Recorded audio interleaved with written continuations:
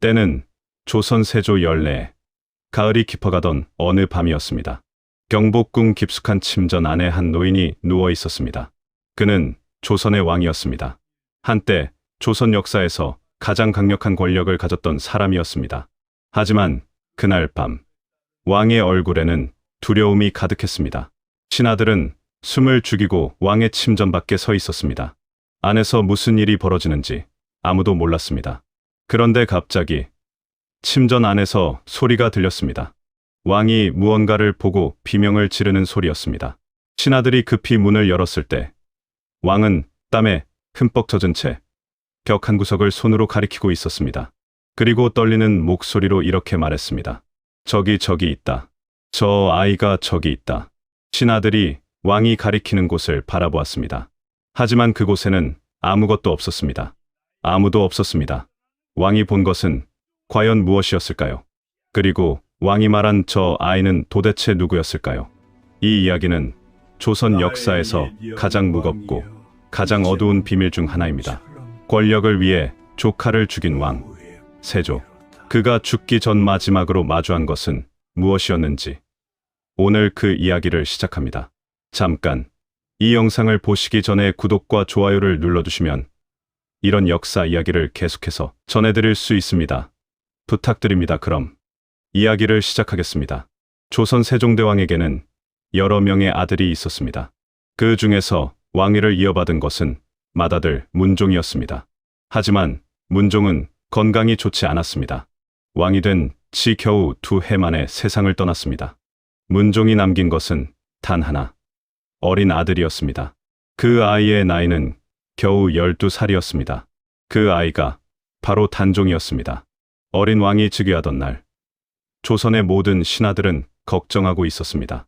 왕이 너무 어리다는 것, 그리고 왕의 곁에는 강력한 후견인이 없다는 것, 그 불안함이 조선 전체를 감돌고 있었습니다.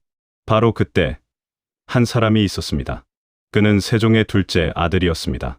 단종에게는 숙부가 되는 사람이었습니다. 그의 이름은 수양대군이었습니다. 수양대군은 어린 조카가 왕위에 오르던 날부터 무언가를 계획하고 있었습니다. 조선이라는 나라가 세워진 것은 지금으로부터 600년도 더 된 일입니다. 태조 이성계가 고려를 무너뜨리고 새로운 나라를 세운 그 순간부터 조선의 역사는 권력을 둘러싼 싸움으로 가득 차 있었습니다. 왕이 된다는 것은 단순히 자리를 얻는 일이 아니었습니다. 왕이 된다는 것은 살아남는다는 뜻이었습니다. 그리고 왕이 되지 못한 자는 언제든지 죽을 수 있다는 뜻이기도 했습니다. 조선 초기의 역사를 보면 그 사실이 더욱 선명하게 보입니다. 태조 이성계의 아들들은 왕위를 두고 서로 칼을 들었습니다. 형이 동생을 죽이고 동생이 형을 몰아내는 일이 반복되었습니다. 그것이 바로 왕자의 난이었습니다. 피를 나눈 형제끼리도 권력 앞에서는 적이 될 수 있다는 것을 조선은 건국 초기부터 온몸으로 보여주었습니다. 그렇게 피로 얼룩진 역사 속에서 태종이 왕위에 올랐고 태종의 뒤를 이어 세종이 왕이 되었습니다. 세종은 조선 역사에서 가장 위대한 왕으로 기억되는 사람입니다. 한글을 만들었고 과학을 발전시켰으며 백성들의 삶을 돌보았습니다. 하지만 세종이 아무리 위대한 왕이었다 해도 그가 막을 수 없는 것이 하나 있었습니다. 바로 권력을 향한 인간의 욕망이었습니다. 세종에게는 많은 아들이 있었습니다. 맏아들은 문종이었고 둘째 아들은 수양대군이었습니다. 셋째는 안평대군, 넷째는 임영대군, 그 아래로도 여러 왕자들이 있었습니다. 이 아들들은 모두 총명했고 모두 야망이 있었습니다. 하지만 왕위는 오직 하나뿐이었습니다. 세종은 맏아들 문종에게 왕위를 물려주었습니다. 그것은 당연한 일이었습니다. 하지만 문종의 건강은 너무나 좋지 않았습니다. 왕위에 오른 지 2해 만에 문종은 세상을 떠났습니다. 그리고 남겨진 것은 12살의 어린 아들 단종이었습니다. 단종이 왕위에 오르던 그 순간 조선의 권력 구조는 흔들리기 시작했습니다. 어린 왕은 혼자였습니다. 아버지도 없었고 어머니도 일찍 세상을 떠난 상황이었습니다. 단종의 어머니 현덕왕후는 단종을 낳은 지 하루 만에 세상을 떠났습니다. 그러니 단종에게는 진정으로 그를 지켜줄 사람이 없었습니다. 조정에는 황보인, 김종서 같은 노련한 신하들이 있었습니다. 이들은 문종의 유언을 받들어 어린 왕을 보좌하겠다고 다짐했습니다. 하지만 이 신하들이 권력을 쥐고 있다는 사실은 다른 이들에게는 눈의 가시와 같았습니다. 특히 한 사람에게는 더욱 그러했습니다. 수양대군이었습니다. 수양대군은 세종의 둘째 아들로 태어났습니다. 왕이 될 수 없는 자리에서 태어난 것입니다. 하지만 그는 처음부터 평범한 왕자로 살 생각이 없었습니다. 수양대군은 무예를 갈고 닦았습니다. 학문도 게을리하지 않았습니다. 그리고 무엇보다 사람을 끌어모으는 능력이 탁월했습니다. 그의 곁에는 언제나 충성스러운 부하들이 모여들었습니다. 그 중에서 가장 핵심적인 인물이 바로 한명회였습니다. 한명회는 수양대군의 책사였습니다. 그는 냉철하고 영리한 사람이었습니다. 권력의 흐름을 읽는 눈이 남달랐고 사람을 다루는 방법을 정확히 알고 있었습니다. 수양대군과 한명회, 이 두 사람이 손을 잡은 순간부터 조선의 운명은 바뀌기 시작했습니다. 단종이 왕위에 오른 지 1년이 지났을 무렵이었습니다. 수양대군은 드디어 움직이기 시작했습니다. 그 움직임은 조용하고 은밀했습니다. 아무도 눈치채지 못하도록, 아무도 의심하지 못하도록 수양대군은 천천히 그리고 정확하게 준비해 나갔습니다. 그리고 마침내 그 준비가 완성되었을 때 조선의 역사는 단 하룻밤 만에 뒤집히게 됩니다. 단종이 왕위에 오른 것은 조선 건국 이후 60해가 지난 시점이었습니다. 나라는 어느 정도 안정되어 있었습니다. 하지만 궁궐 안은 달랐습니다. 겉으로는 평온해 보였지만 그 속에서는 보이지 않는 긴장감이 흐르고 있었습니다. 12살의 단종은 왕좌에 앉아 있었지만 사실 그 왕좌는 너무 컸습니다. 어린 왕의 두 발은 왕좌에서 바닥에 닿지도 않았다고 합니다. 그 모습이 단종의 처지를 그대로 보여주고 있었습니다. 왕이라는 이름은 있었지만 실제로 나라를 이끌어갈 힘이 없었습니다. 조정의 일은 모두 황보인과 김종서 같은 원로 대신들이 처리했습니다. 이들은 선왕 문종의 유탁을 받은 신하들이었습니다. 문종은 죽기 전 이들에게 부탁했습니다. 내 아들을 잘 부탁하오. 그 한마디를 가슴에 새긴 신하들은 어린 왕을 지키려 했습니다. 하지만 이들이 권력을 쥐고 있다는 사실 자체가 문제였습니다. 왕의 숙부들, 특히 수양대군의 눈에 이 신하들은 걸림돌이었습니다. 수양대군은 단종보다 22살이 많았습니다. 그는 조카가 왕위에 오르던 날부터 복잡한 감정을 느꼈을 것입니다. 어린 조카가 앉은 저 자리는 자신이 태어나지 말았어야 할 자리이기도 했습니다. 만약 자신이 맏아들로 태어났다면 저 자리는 자신의 것이었을 겁니다. 수양대군은 그런 생각을 품고 있었을 것입니다. 하지만 그는 겉으로는 충성스러운 숙부인 척 행동했습니다. 조카인 단종에게 공손하게 예를 갖추었고 신하들에게도 예에 바르게 대했습니다. 아무도 그의 속내를 눈치채지 못했습니다. 아니, 눈치채지 못한 것처럼 보였습니다. 사실 한 사람은 알고 있었습니다. 김종서였습니다. 김종서는 조선 역사에서 손꼽히는 명장이었습니다. 북방의 여진족을 물리치고 육진을 개척한 장군이었습니다. 그는 전장에서 수많은 적을 상대해 본 사람이었습니다. 그래서였을까요? 김종서의 눈에는 수양대군의 야망이 보였습니다. 그 미소 뒤에 숨겨진 칼이 보였습니다. 김종서는 수양대군을 경계했습니다. 그리고 그 경계심을 숨기지 않았습니다.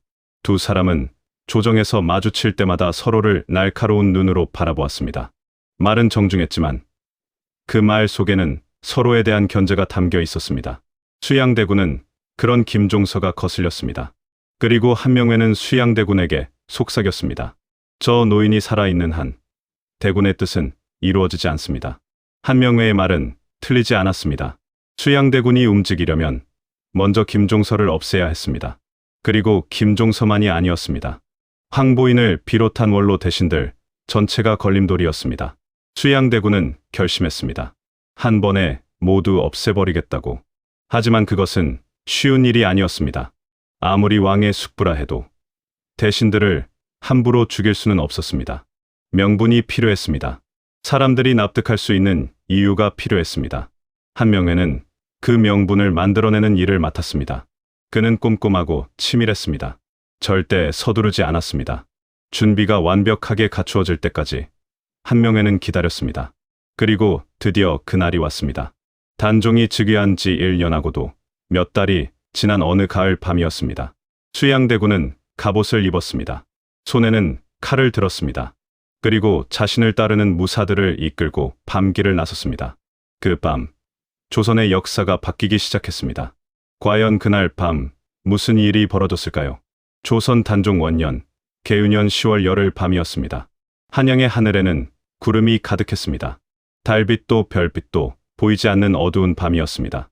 그 어둠 속에서 수양대군은 움직이기 시작했습니다. 그의 손에는 칼이 들려 있었습니다.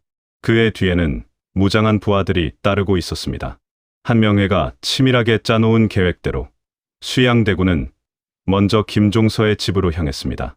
김종서는 그날 밤 집에서 손님을 맞이하고 있었습니다. 아무것도 모른 채 평온하게 저녁을 보내고 있었습니다. 그때 수양대군이 불쑥 나타났습니다. 숙부께서 이 밤에 어인 일로. 김종서가 미처 말을 끝내기도 전이었습니다. 수양대군이 들고 온 철퇴가 허공을 가르며 날아왔습니다. 쿵! 무거운 소리가 밤 공기를 흔들었습니다. 김종서는 그 자리에서 쓰러졌습니다. 조선의 명장, 육진을 개척한 그 노장이 한순간에 쓰러진 것입니다. 수양대군은 멈추지 않았습니다. 김종서의 집을 나선 그는 곧바로 다음 목표를 향해 달려갔습니다. 같은 시각 수양대군의 부하들은 한양 곳곳으로 흩어졌습니다. 황보인의 집, 이양의 집, 조급관의 집, 원로 대신들의 집마다 수양대군의 부하들이 들이닥쳤습니다. 피냄새가 한양의 밤을 뒤덮었습니다. 그리고 수양대군은 날이 밝기 전에 궁궐로 들어갔습니다. 잠에서 깬 어린 단종 앞에 수양대군이 나타났습니다. 전하, 역적들을 처단했습니다. 단종은 아무 말도 하지 못했습니다. 12살의 어린 왕은 그저 숙부의 얼굴을 바라볼 뿐이었습니다. 그 눈빛이 두려움인지 슬픔인지 아니면 체념인지 알 수 없었습니다. 그렇게 하룻밤 사이에 조선의 권력은 완전히 뒤집혔습니다. 이것이 바로 개유정난이었습니다. 개유년에 일어난 정난, 즉 나라의 어지러움을 바로잡았다는 뜻이었습니다. 물론 그 이름을 붙인 것은 수양대군 자신이었습니다. 역적을 처단했다는 그 말은 사실 자신의 권력을 가로막던 사람들을 모두 제거했다는 뜻이었습니다. 개유정난 이후 수양대군은 조선에서 가장 강력한 사람이 되었습니다. 왕은 단종이었지만 실제 권력은 수양대군의 손에 있었습니다. 조정의 신하들은 수양대군의 눈치를 보았습니다. 아무도 그에게 반기를 들지 못했습니다. 반기를 들었다가는 어떤 일이 벌어지는지 이미 그날 밤에 모두가 목격했기 때문이었습니다. 단종은 허수아비, 왕이 되었습니다. 그리고 수양대군은 다음 단계를 준비하기 시작했습니다. 개유정난이 끝나고 2해가 지났습니다. 수양대군은 이미 조선의 모든 권력을 손에 쥐고 있었습니다. 영의정의 자리를 차지했고 군권도 장악했으며 조정의 인사권도 모두 그의 손에서 이루어졌습니다. 왕이라는 이름만 없을 뿐 사실상 수양대군이 조선을 다스리고 있었습니다. 하지만 그것으로는 부족했습니다. 한명회는 다시 속삭였습니다.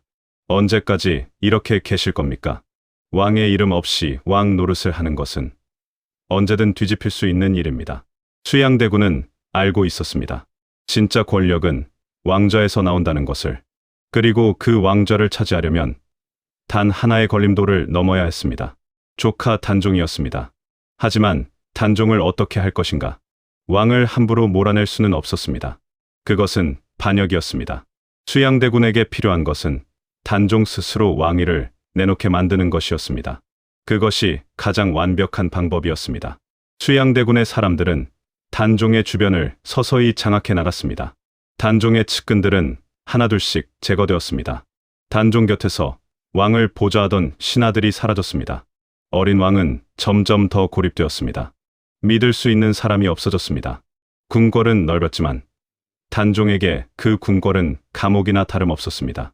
그리고 마침내 단종 3년 윤유월이었습니다. 수양대군의 사람들이 단종을 찾아왔습니다. 그들은 정중하지만 단호한 목소리로 말했습니다. 전하께서 어리시어 나라를 다스리기 어려우시니 수양대군께 왕위를 넘기시는 것이 마땅합니다. 단종은 그 말을 들었습니다. 15살의 왕은 주변을 둘러보았습니다. 하지만 그를 도와줄 사람은 아무도 없었습니다. 단종은 오랫동안 아무 말도 하지 않았습니다. 그리고 천천히 입을 열었습니다. 그리하겠소. 그 한마디로 단종은 왕위를 내놓았습니다. 조선왕조실록은 그 장면을 이렇게 전하고 있습니다. 단종이 옥새를 내놓을 때 그의 눈에 눈물이 고였다고. 어린 왕의 눈물은 아무도 막지 못했습니다. 수양대군은 그 옥새를 받아들었습니다. 그리고 조선의 7번째 왕 세조로 즉위했습니다. 왕위를 빼앗긴 단종은 상왕이 되었습니다. 왕의 자리에서 물러났지만 목숨은 붙어 있었습니다. 하지만 그것도 얼마 가지 않을 것이었습니다. 세조가 왕위에 오른 그날 이후 조선 궁궐의 분위기는 달라졌습니다. 세조를 지지하는 신하들은 들뜨고 활기찼습니다. 반대로 단종을 따르던 신하들은 말을 잃었습니다. 눈을 내리깔고 조용히 자리를 지킬 뿐이었습니다. 상왕이 된 단종은 궁궐 한켠에 머물렀습니다. 왕이었던 사람이 하루아침에 아무것도 아닌 존재가 되었습니다. 세조는 겉으로는 조카에게 예의를 갖추었습니다. 상왕으로 예우한다고 했습니다. 하지만 그것은 형식일 뿐이었습니다.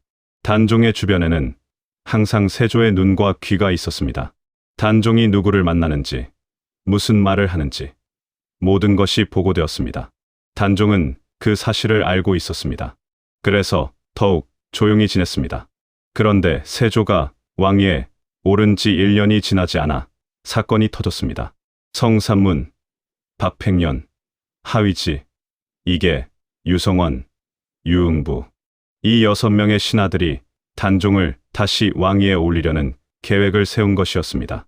이들은 모두 세종 때부터 나라를 섬겨온 충신들이었습니다. 특히 성삼문과 박팽년은 세종이 한글을 만들 때 함께했던 지편전 학사들이었습니다.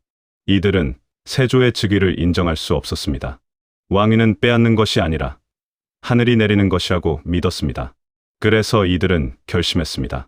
세조를 제거하고 단종을 다시 왕위에 올리겠다고. 계획은 치밀하게 세워졌습니다. 세조가 명나라 자신을 위해 연회를 여는 날, 그 자리에서 세조를 처단하기로 했습니다. 그날이 다가왔습니다. 하지만 거사는 실행되지 못했습니다. 거사 직전 내부에서 배신자가 나왔기 때문이었습니다. 김질이라는 자가 장인인 정창손에게 이 계획을 발설했고 정창손은 세조에게 고했습니다. 세조는 즉시 움직였습니다. 성삼문을 비롯한 6명의 신하들이 모두 체포되었습니다. 이들은 세조 앞에 끌려왔습니다. 세조는 직접 이들을 신문했습니다. 왜 이런 짓을 했느냐? 성삼문은 당당하게 대답했습니다. 전하는 왕이 아닙니다. 상왕 전하만이 진정한 왕이십니다. 세조의 얼굴이 굳었습니다. 성삼문의 말은 거기서 그치지 않았습니다. 신은 전하의 신하가 된 적이 없습니다. 죽음이 두렵지 않습니다. 세조는 극형을 명령했습니다. 6명의 신하들은 처참하게 처형되었습니다. 능지처참, 즉 몸을 여러 조각으로 나누는 형벌이었습니다. 그리고 이들의 가족들도 화를 피하지 못했습니다. 이 6명의 신하들을 후세 사람들은 사육신이라 불렀습니다. 죽음으로 충성을 지킨 6명의 신하들이라는 뜻이었습니다.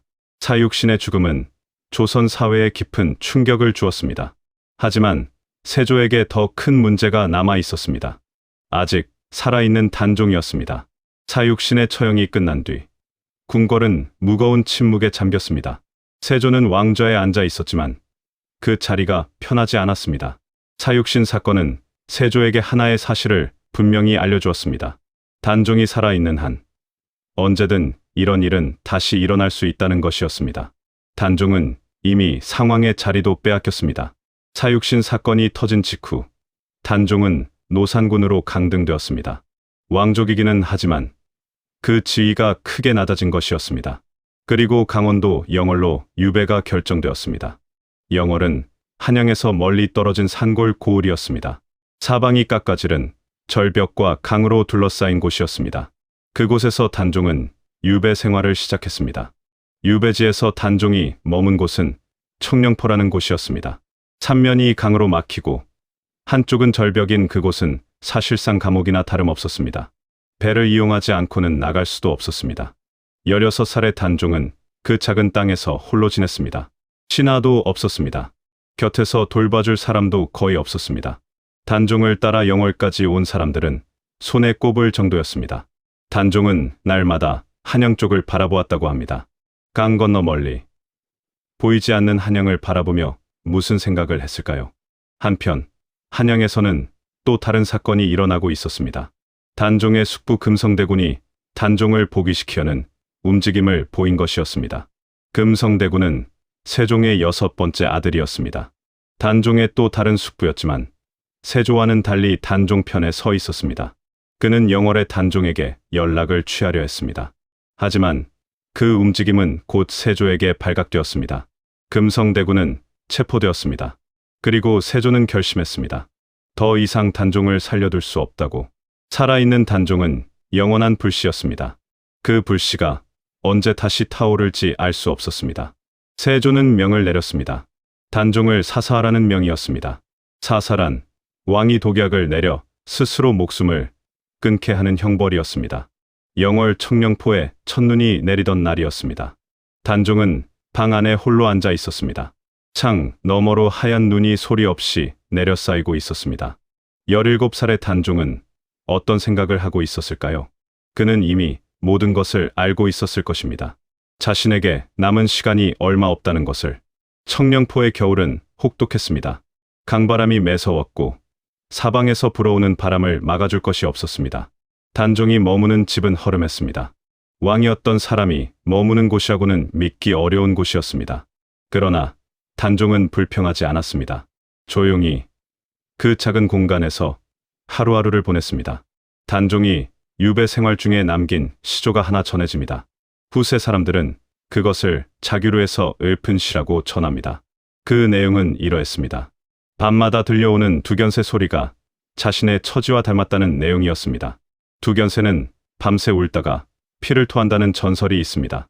단종은 그 두견새 소리를 들으며 홀로 밤을 지새웠습니다. 그리고 그 밤들이 쌓이던 어느 날 한양에서 사자가 내려왔습니다. 사자는 작은 상자를 들고 있었습니다. 그 안에는 독약이 담겨 있었습니다. 세조의 명이었습니다. 단종은 그 상자를 받아 들었습니다. 그의 손이 떨렸을 것입니다. 17살. 그것은 삶을 시작해야 할 나이였습니다. 그러나 단종의 삶은 거기서 끝나야 했습니다. 단종은 독약을 마셨습니다. 조선 단종 3년 10월의 일이었습니다. 영월의 강물은 그날도 변함없이 흐르고 있었습니다. 단종이 죽은 뒤 아무도 그의 시신을 거두려 하지 않았습니다. 세조를 두려워했기 때문이었습니다. 단종의 시신을 거두었다가 역적으로 몰릴까봐 모두가 외면했습니다. 하지만 한 사람이 있었습니다. 어뭉도라는 영월의 호장이었습니다. 그는 목숨을 걸고 단종의 시신을 거두었습니다. 아무도 없는 산기슭에 조심스럽게 묻어주었습니다. 그것이 단종의 마지막이었습니다. 한 나라의 왕이었던 사람의 최후치고는 너무나 쓸쓸한 마지막이었습니다. 단종이 죽었습니다. 한양의 세조에게 그 소식이 전해졌습니다. 세조는 그 소식을 들었을 때 어떤 표정을 지었을까요? 안도했을까요? 아니면 두려움을 느꼈을까요? 역사는 그 순간 세조의 얼굴에 어떤 감정이 스쳤는지 기록하지 않았습니다. 하지만 한 가지는 분명합니다. 단종의 죽음 이후 세조는 조카에 대한 이야기를 철저히 금했습니다. 단종이라는 이름 자체를 언급하는 것이 허용되지 않았습니다. 그저 노산군, 낮은 지위의 왕족으로 죽었을 뿐이라는 것이 공식적인 입장이었습니다. 조정의 신하들도 단종에 대해 말하지 않았습니다. 아니, 말할 수 없었습니다. 그 이름을 입에 올렸다가 무슨 일이 생길지 알 수 없었기 때문이었습니다. 그렇게 단종은 역사에서 지워지기 시작했습니다. 하지만 백성들은 알고 있었습니다. 한 어린 왕이 억울하게 죽었다는 것을. 영월 사람들은 해마다 단종의 기일이 되면 조용히 제사를 올렸습니다. 아무도 모르게, 아무도 보지 않는 곳에서. 그것이 백성들이 할 수 있는 전부였습니다. 한편 세조는 단종의 죽음 이후에도 권력을 더욱 공고히 다져나갔습니다. 세조는 강력한 왕권을 추구했습니다. 신하들의 권한을 줄이고 왕의 명령이 곧 법이 되는 나라를 만들고자 했습니다. 세조는 실제로 많은 업적을 남겼습니다. 경국대전의 편찬을 시작했고 군사 제도를 개혁했으며 나라의 재정을 정비했습니다. 그러나 그 모든 업적의 뒤에는 항상 그림자가 따라다녔습니다. 계유정난의 피, 사육신의 피, 그리고 어린 조카 단종의 죽음. 그 그림자는 세조가 아무리 업적을 쌓아도 지워지지 않았습니다. 그리고 그 그림자는 세조의 말년에 이르러 전혀 다른 방식으로 세조 앞에 모습을 드러내기 시작했습니다. 단종이 죽고 나서 조선은 겉으로는 평온해 보였습니다. 세조의 치세는 계속되었고 나라의 제도는 정비되어 갔습니다. 하지만 그 평온함은 진짜 평온함이 아니었습니다. 그것은 두려움이 만들어낸 침묵이었습니다. 조정의 신하들은 말을 아꼈습니다. 무슨 말을 했다가 역적으로 몰릴지 알 수 없었기 때문이었습니다. 세조의 눈 밖에 나면 어떤 일이 생기는지 이미 모두가 목격한 터였습니다. 사육신의 처형, 단종의 죽음, 금성대군의 사사, 그 모든 일들이 신하들의 마음속에 깊이 새겨져 있었습니다. 그래서 신하들은 세조 앞에서 고개를 숙였습니다. 세조가 옳다고 하면 옳았고 세조가 그르다고 하면 그른 것이었습니다. 그것이 그 시절 조선 신하들의 삶이었습니다. 하지만 그런 침묵 속에서도 세조를 비판하는 목소리는 완전히 사라지지 않았습니다. 생육신이라 불리는 6명의 선비들이 있었습니다. 이들은 사육신과 달리 직접 행동에 나서지는 않았습니다. 하지만 세조의 신하가 되기를 거부했습니다. 벼슬을 버리고 세상을 등진 채 세조의 통치를 인정하지 않았습니다. 그중 김시습은 단종의 죽음 소식을 듣고 통곡했다고 전해집니다. 며칠을 먹지도 않고 울었다고 합니다. 그리고 평생 세조의 세상에서는 살 수 없다며 떠돌이 생활을 택했습니다. 이들 생육신의 존재는 세조에게 불편한 사실을 상기시켜 주었습니다. 세상이 모두 자신을 인정한 것은 아니라는 것을. 한편 단종의 죽음 이후 조선 백성들 사이에서는 이상한 이야기들이 퍼지기 시작했습니다. 영월에서 단종이 죽던 날 밤, 한양에서 까마귀, 떼가 하늘을 뒤덮었다는 이야기, 경복궁 우물에서 붉은 물이 솟아올랐다는 이야기. 물론 이것들이 사실인지는 알 수 없습니다. 하지만 이런 이야기들이 백성들 사이에서 퍼졌다는 것 자체가 의미 있었습니다. 백성들은 단종의 죽음이 하늘의 이치에 어긋난 일이라고 느꼈던 것입니다. 그리고 그 느낌은 틀리지 않았는지도 모릅니다. 세조의 말년이 바로 그 증거였습니다. 단종이 죽은 지 몇 해가 지났습니다. 세조의 치세는 계속되었고 나라는 겉으로 안정되어 보였습니다. 하지만 세조의 몸에 이상한 일이 생기기 시작했습니다. 처음에는 작은 종기였습니다. 피부 한 곳에 붉은 종기가 생겨났습니다. 처음에는 대수롭지 않게 여겼습니다. 왕도 사람인지라 가끔 몸에 이런저런 증상이 생기는 것은 당연한 일이었습니다. 하지만 그 종기는 낫지 않았습니다. 오히려 시간이 지날수록 더 번져나갔습니다. 피부 한 곳이었던 것이 점점 온몸으로 퍼져나갔습니다. 가려움증이 극심했습니다. 밤에 잠을 자지 못할 정도였습니다. 어이들이 온갖 약을 처방했습니다. 하지만 효과가 없었습니다. 약을 바르면 잠시 나아지는 것 같다가도 며칠이 지나면 다시 더 심해졌습니다. 세조의 피부병은 점점 악화되었습니다. 온몸에 종기가 번졌고 그 종기에서 진물이 흘렀습니다. 조선왕조실록에는 세조의 피부병에 대한 기록이 여러 곳에 등장합니다.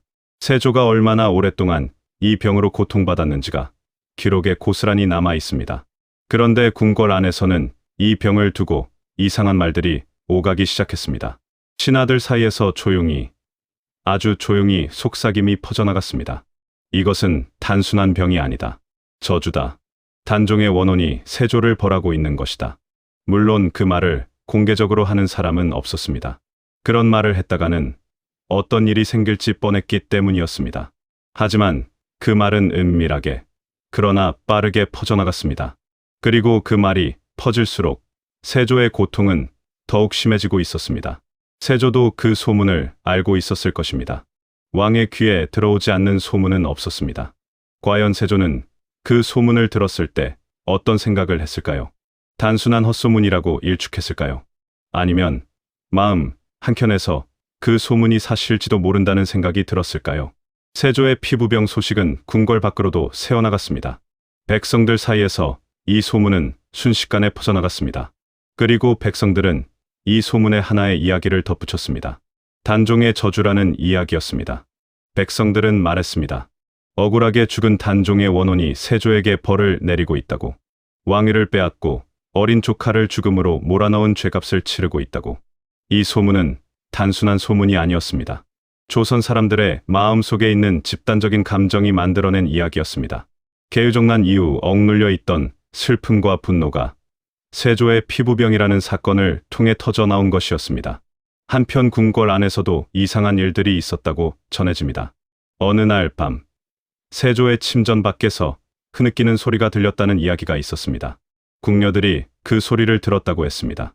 하지만 소리가 나는 곳을 살펴봐도 아무것도 없었습니다. 또 다른 이야기도 있었습니다. 세조가 어느 날 밤 갑자기 잠에서 깨어나 침전 구석을 가리키며 소리쳤다는 것이었습니다. 그 구석에는 아무도 없었지만 세조는 분명 무언가를 보았다고 했습니다. 이런 이야기들이 궁궐 안에서 조용히 퍼져나갔습니다. 신하들은 이 이야기를 입 밖에 내지는 않았습니다. 하지만 마음속으로는 생각했을 것입니다. 세조가 과거의 행동에 대한 대가를 치르고 있는 것은 아닐까 하고. 세조는 이런 분위기를 느꼈습니다. 그래서였을까요? 세조는 점점 더 불교에 의지하기 시작했습니다. 절을 짓고 스님들을 궁궐로 초청했으며 직접 불경을 읽었습니다.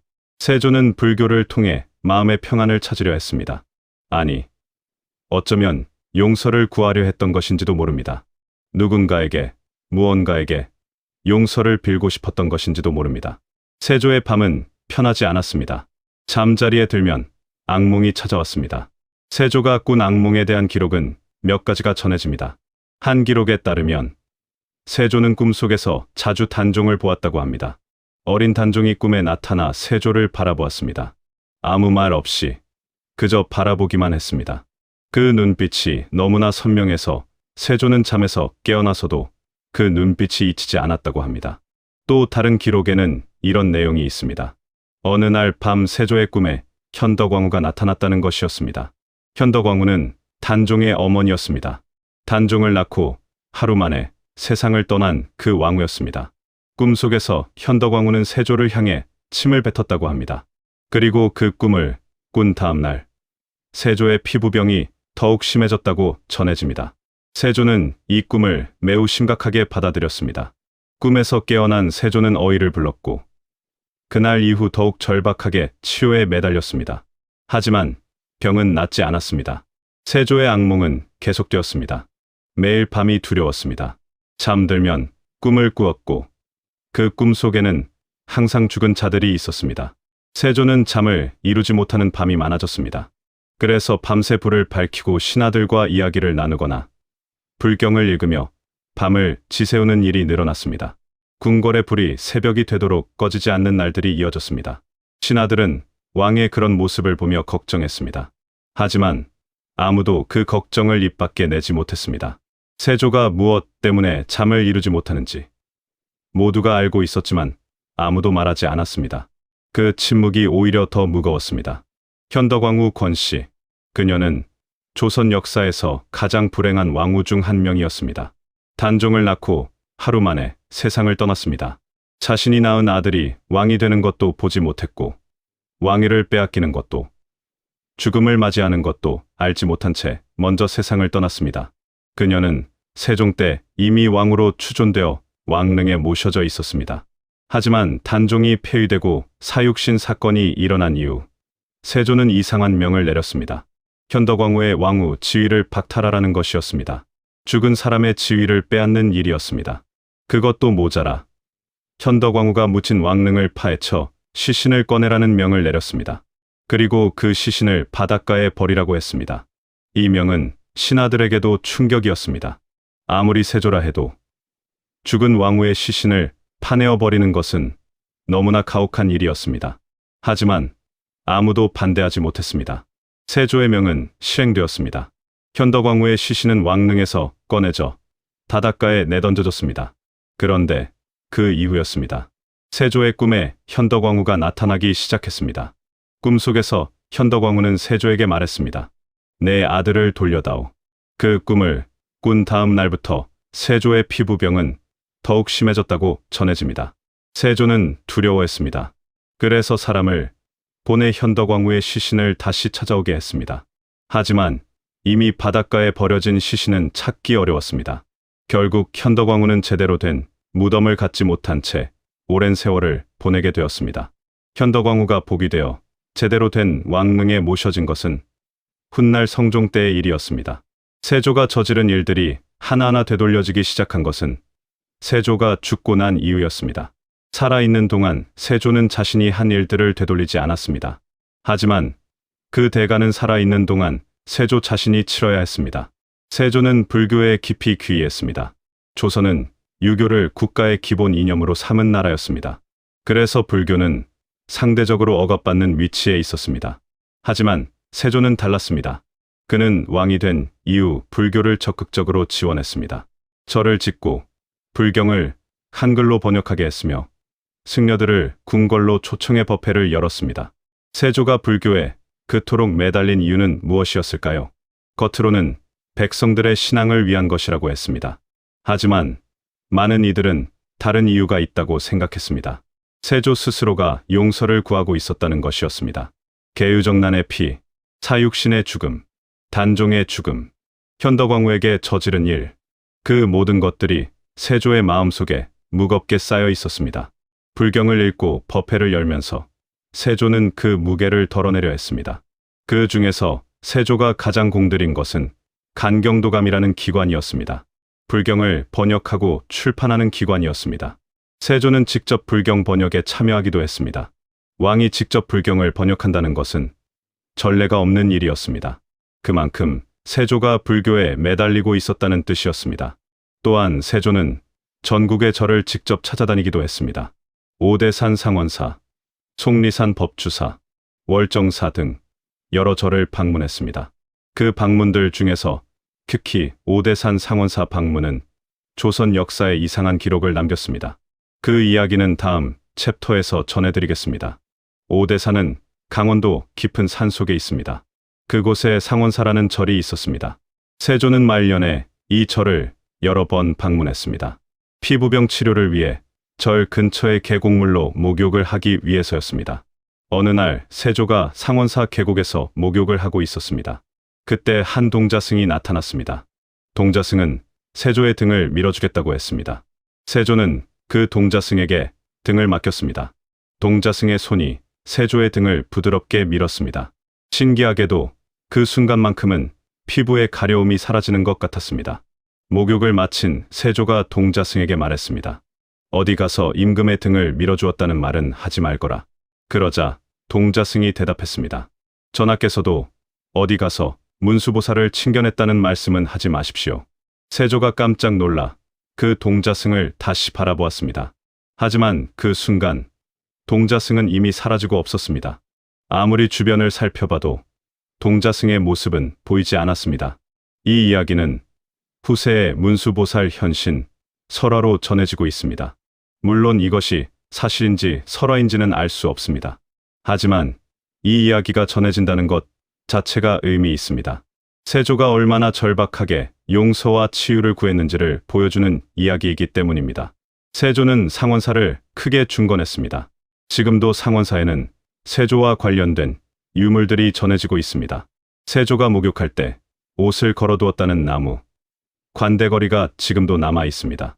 또한 상원사에는 세조가 발언한 동종이 있는데 이것은 현재 국보로 지정되어 있습니다. 그러나 아무리 절을 짓고 불경을 번역해도 세조의 병은 낫지 않았습니다. 오히려 시간이 지날수록 세조의 몸은 점점 더 쇠약해져 갔습니다. 세조 제위 후반으로 접어들면서 세조의 건강은 눈에 띄게 나빠졌습니다. 피부병은 여전했습니다. 그 위에 다른 증상들도 겹쳐왔습니다. 눈이 침침해졌습니다. 무언가를 잘 보지 못하는 날들이 늘어났습니다.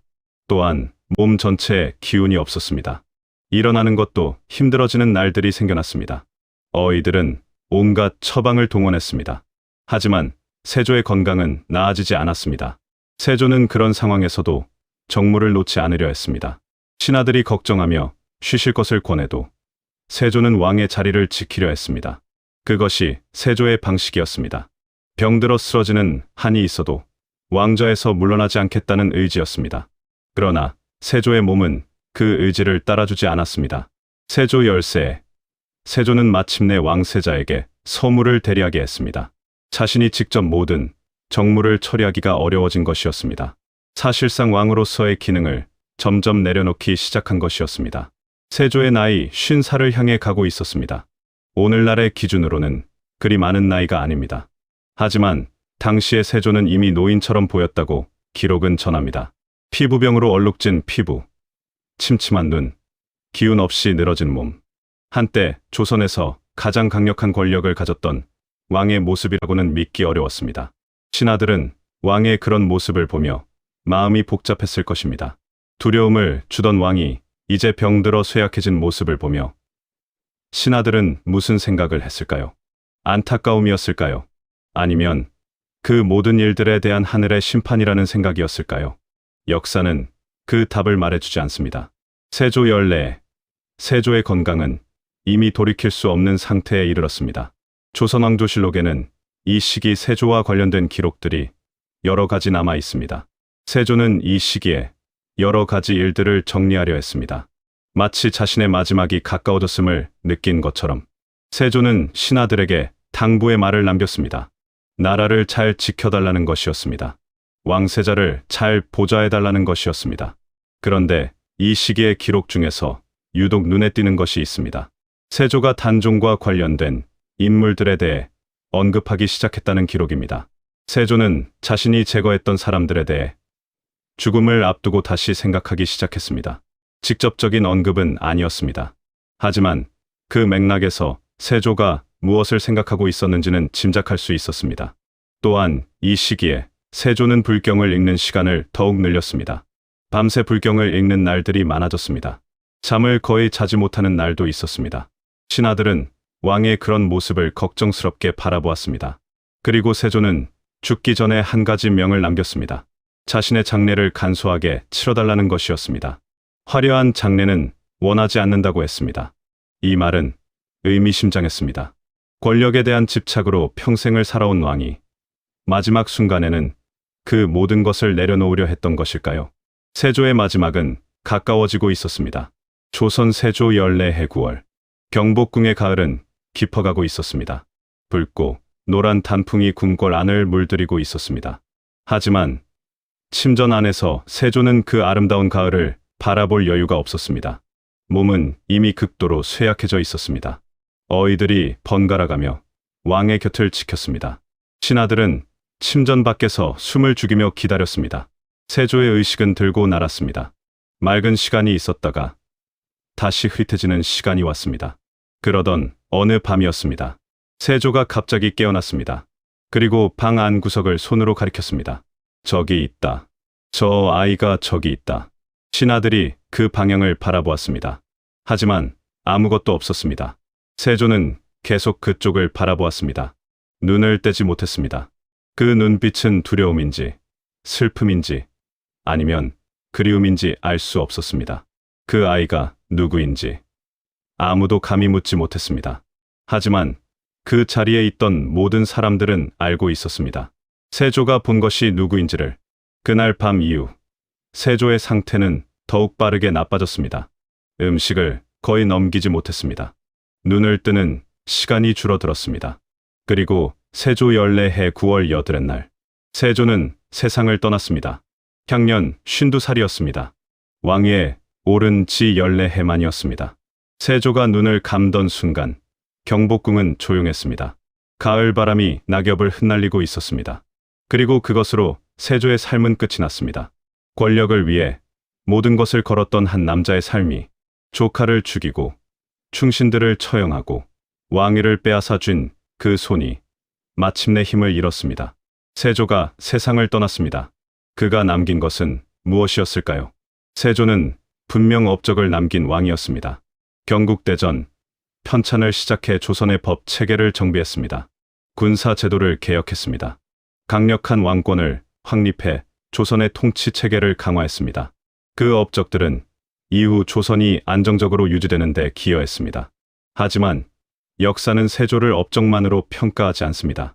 계유정난으로 수많은 사람을 죽인 왕, 어린 조카의 왕위를 빼앗은 왕, 사육신을 처형한 왕, 단종을 죽음으로 몰아넣은 왕. 그것이 역사가 기억하는 세조의 또 다른 모습입니다. 세조 이후 조선에서는 세조에 대한 평가가 오랫동안 금기였습니다. 세조를 직접적으로 비판하는 것은 허용되지 않았습니다. 하지만 시간이 흐르면서 역사의 평가는 달라졌습니다. 단종은 죽은 지 240년이 지난 숙종 때 왕으로 복위되었습니다. 노상군이라는 이름 대신 단종이라는 묘호가 주어졌습니다. 영월의 초라한 무덤에는 장릉이라는 왕릉의 이름이 붙었습니다. 죽어서야 비로소 왕으로 인정받은 것이었습니다. 그리고 현덕왕후도 복위되어 제자리를 찾았습니다. 세조가 저지른 일들이 하나하나 되돌려졌습니다. 역사가 천천히 그러나 분명하게 그 잘못을 바로잡아 간 것이었습니다. 세조는 죽기 전 무엇을 봤을까요? 그 방 구석에서 자신을 바라보던 저 아이는 누구였을까요? 역사는 그 답을 직접 말해주지 않습니다. 하지만 우리는 짐작할 수 있습니다. 평생 권력을 쥐고 살았던 한 남자가 죽음 앞에서 마주한 것은 업적도 권력도 아니었을 것입니다. 그것은 자신이 살아오면서 지워버리려 했지만 결코 지울 수 없었던 어린 조카의 눈빛이었을 것입니다. 조선왕조실록은 세조를 이렇게 기록합니다. 총명하고 용맹했으며 나라를 위해 많은 일을 했다고. 하지만 그 기록 뒤에 흐르는 것이 있습니다. 그것은 한 어린 왕의 억울함과 그 억울함 앞에서 평생 두려워하며 살았던 한 남자의 이야기입니다. 과연 세조의 죽음은 단순한 병이었을까요? 아니면 역사가 말하지 않은 무언가가 있었을까요? 그 물음은 지금도 영월 청령포의 강물 소리와 함께 남아 있습니다. 차갑고 맑은 강물처럼 그 물음은 쉽게 사라지지 않습니다. 이 영상이 도움이 되셨다면 구독과 좋아요 부탁드립니다. 여러분의 구독과 좋아요가 이런 역사 이야기를 계속 만들어갈 수 있는 힘이 됩니다. 다음 영상에서 또 다른 조선의 비밀 이야기로 찾아뵙겠습니다.